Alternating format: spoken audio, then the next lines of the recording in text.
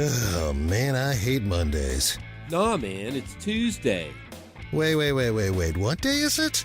You know what day it is. Tuesday. Brewsday Tuesday. Oh, fuck yeah! It's Brewsday Tuesday time with DreZ and Huck.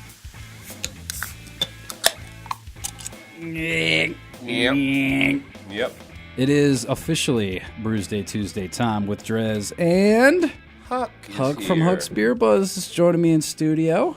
Good to see you, buddy. Good to see you. I'm not gonna lie, I know that today we're focusing on beers that I guess you acquired at the Great American Beer Festival in Denver that you went to, and I saw that you pulled out a bottle that the label wasn't facing me, but I recognized the bottle cap. That's right. And it was Sam Adams, and I was like, "What the heck are you doing, bringing me a Sam Adams?" And what else is weird about the label? Well, the label is just white and just printed. So once you spun it around, I knew it was something different. Sam Adams, Sam 76, which says it's a 4.7% lager, brewed in Boston. What's the story here? It says for sampling purposes only, not for resale. When you see a level thing like that, that's a good label to see. So every year for I think 28 years, I don't know how long, Sam Adams Brewery has had a State of the Beer breakfast brunch, and I've been to 4 of them. Basically invite a bunch of journalists there, and they talk about the state of beer, what's going on with it. And each year that I've been, they've had some kind of new beer they want to try. So this is a new beer. They're going to basically, they didn't say this in their literature, but I'm thinking they're going head to head with the big boys here. They're making a lager, a good lager, and they're going against them. Well, Boston Lager, which is their staple, that's a lager. Yeah, this is much lighter. This is more like Budweiser. More like the other guys. Yeah. Okay. So what they're trying to do is they're saying, you know what? Budweiser's been trying to steal our people. Why don't we try to steal their people? And I'm good with that. I think it's a good thing. They think that Budweiser's been trying to steal their people? Well, they've been buying breweries and pretending to be craft beer. I see what you're saying. I was going to say, what's Budweiser been putting out? But yeah, they've been putting stuff out on the low, disguising InBev, yeah, basically. Yeah. So anyway, but that's one of the many things is at the Great American Beer Festival. Not just for journalists. There's a whole bunch of events that go on the whole week. I got there Wednesday. I stayed through Monday, and I had good beer every day. I would imagine so. Non-stop party, right? Yeah, pretty much. And food, oh my gosh.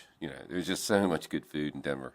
And other things that you can enjoy. I was going to say, are we going to delve into all the other things that you can enjoy in Denver? All I'm saying is, if you get an Airbnb, they say, are you 420 friendly? I'm not sure what that means, DreZ. Oh, yeah.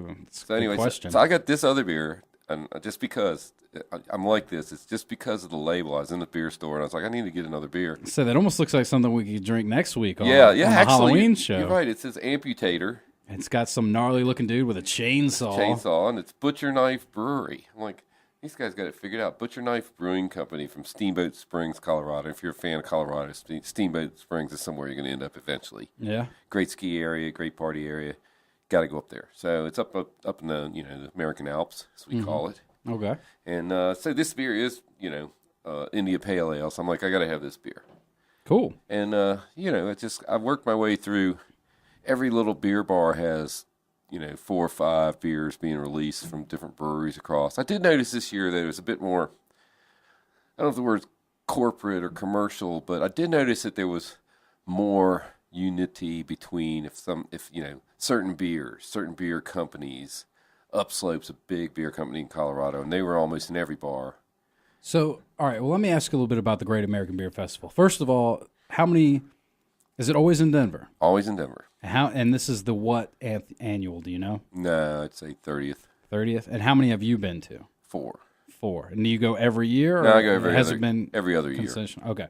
So, all right. So, and it's always in Denver. So you go there, I'm picturing just kind of like a convention center with just a bunch of tables and just beer everywhere. Yeah, and then there's a conference area where I'm sure they'll have speakers. No, none of that. Basically, it's a huge convention center. Okay. And there's 1/3 of it is the pre-lineup for everybody trying to come in. So you're not outside. They I got you. Because they got to go through. You got to go through your, get your pack service, credentials, IDs, blah blah blah. So then you come in and there's like regions: northwest, eastern, southeastern. Gotcha. And then around the perimeter are food and vendors. And at one end there's a set of vendors, T-shirts and hats and all kinds of cool stuff. And then there's like one section in the middle that's educational, home brewers. And Meet the Brewer. There's one section that's all Meet the Brewer that's from everywhere. And so is it just kind of, so there's not really itinerary because there's not speakers and stuff. It's more just like our doors open at 8 a.m. Yeah, it's a 4-hour session. 8 to whenever. And then after that, you just kind of go out and party with everybody that you met. Right. And then there's like, they'll have like a cooking demo and a home brewing demo. And there are things like that. And there's different lectures you can go to. There's a couple of classrooms, walled off. But basically, okay, so there's 800 breweries, there's 4,000 beers, and you get a 1-ounce taste in a little glass. Every one of them. Well, I did my best.